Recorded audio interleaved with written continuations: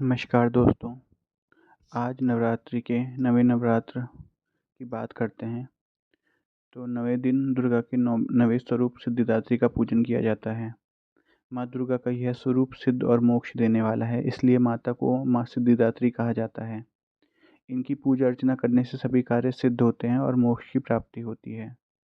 माँ दुर्गा के इस स्वरूप की पूजा देव, दानव, ऋषि, मुनि, यक्ष, साधर, किन्नर और गृहस्थ आश्रम में जीवन यापन करने वाले सभी करते हैं। इनकी पूजा अर्चना करने से धन, यश और बल की प्राप्ति होती है। माँ सिद्धि के स्वरूप की बात करें तो ये चार भुजाधारी हैं। एक हाथ में कमल पुष्प तो दूसरे में गदा धारण की हैं। वही तीसरे में चक्र तो चौथे में शंख धारण की हैं। ये कमल के पुष्प पे विराजमान रहती हैं।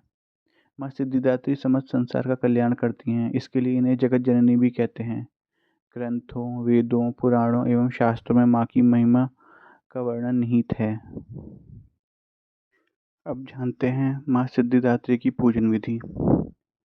तो नवे दिन आपको सुबह जल्दी उठकर स्नान आदि से निवृत्त होकर साफ स्वच्छ वस्त्र धारण करने हैं। इसके बाद माँ की प्रतिमा को गंगा जल या शुद्ध जल से स्नान कराना है। इसके बाद माँ को चुनरी अर्पित करनी है। आप माँ को गुलाबी या लाल रंग की चुनरी अर्पित कर सकते हैं। उसके बाद माँ को पुष्प अर्पित करने हैं। फिर माँ को रोली या कुमकुम का तिलक लगाएं और माँ को मिष्ठान, पंचमेवा और फल अर्पित करें। माता सिद्धिदात्री को प्रसाद, नवरस युक्त भोजन, 9 प्रकार के पुष्प और 9 प्रकार के ही फल अर्पित करने चाहिए। माँ सिद्धिदात्री को मौसमी फल, चना, पूड़ी, खीर, नारियल और हलवा अति प्रिय है। कहते हैं माँ को इन चीज़ों का भोग लगाने से वह प्रसन्न होती हैं। इस दिन माँ सिद्धिदात्री को अधिक से अधिक ध्यान करें, माता की आरती करें। नवमी के दिन कन्या पूजन का भी विशेष महत्व होता है। इस दिन कन्या पूजन भी करें।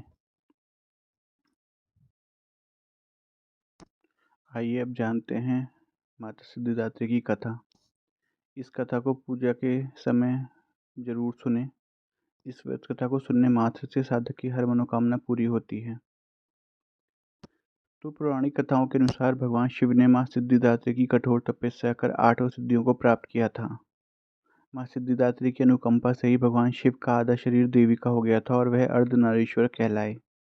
माँ दुर्गा के 9 स्वरूपों में यह स्वरूप अत्यंत ही शक्तिशाली रूप है।